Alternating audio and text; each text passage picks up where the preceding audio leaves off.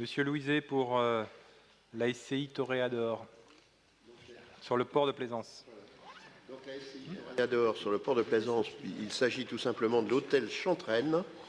Donc l'hôtel Chantraine va engager une phase de travaux relativement importante puisqu'il s'agit de 450 000 € de travaux qui seront des espaces qui seront dédiés à la clientèle, des terrasses, des salons, donc amélioration sensible du confort de cet hôtel.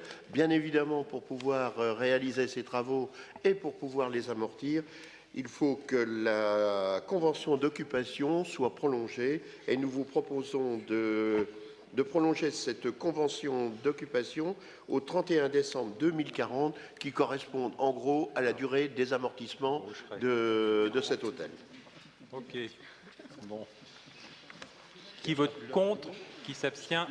Délibération adoptée à l'unanimité. Peut-être que toi non plus. Port de Plaisance, l'intégration de 2 pontons au sein de la concession du port de Plaisance.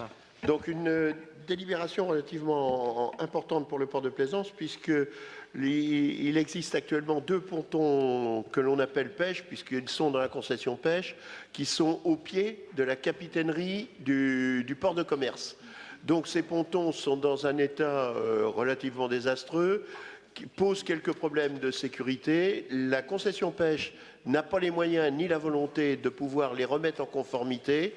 Donc nous avons décidé de reprendre ces pontons dans la concession port de Plaisance et nous engagerons un programme de rénovation et de mise aux normes à partir de 2016 pour faire en sorte 2 choses, que ces pontons soient dans un état bien évidemment correct d'utilisation et limiter les risques d'accident.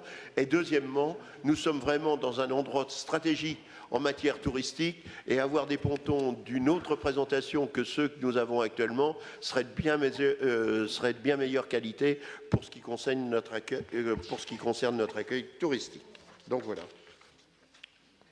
Merci Monsieur Louiset. Donc ça va nous permettre de franchir le cap des 1600 anneaux en gestion sur notre port de Plaisance. Donc ça commence à devenir important. Alors la délibération, comme vous pouvez le voir, prévoit un maintien des tarifs actuels pratiqués par la concession pêche jusqu'à ce que nous mettions aux normes du bassin de Caligny. Et à partir du moment où nous serons aux normes du bassin de Caligny, la tarification sera la même que celle que nous avons sur nos autres emplacements.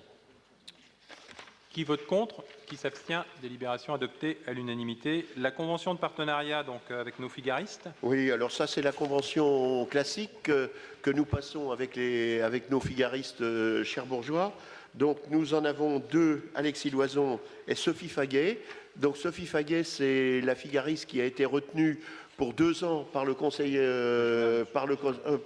régional.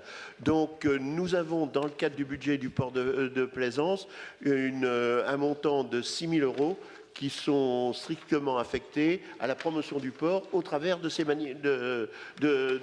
coureurs. Donc nous vous proposons, puisque nous n'en avons que 2, de répartir cette participation entre les 2 skippers avec les prestations qui vont avec, fournies par le port de Plaisance.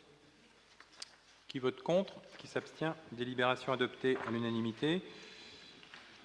Délibération donc importante puisque c'est la convention donc relative à l'étude prospective pour le pôle d'échange multimodal de Cherbourg-Octeville. Donc effectivement, Monsieur le maire, c'est une convention relativement importante puisqu'elle va enclencher la réflexion sur l'aménagement du pôle multimodal de la gare, pour tout dire, avec une réflexion sur où la gare routière, où les taxis, où les vélos.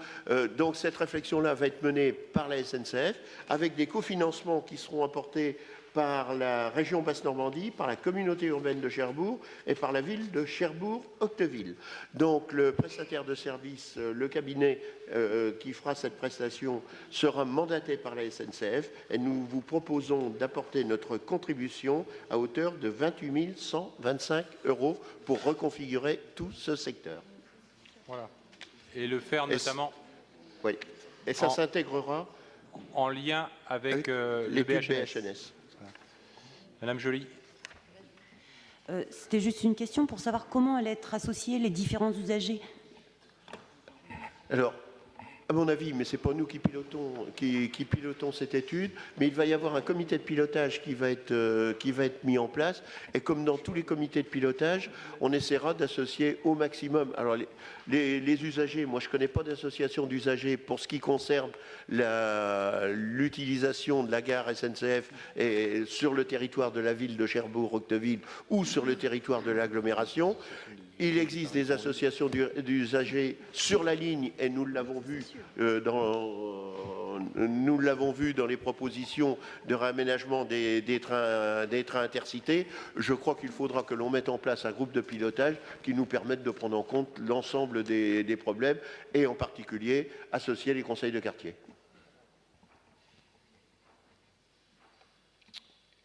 Qui vote contre? Qui s'abstient? Délibération adoptée à l'unanimité.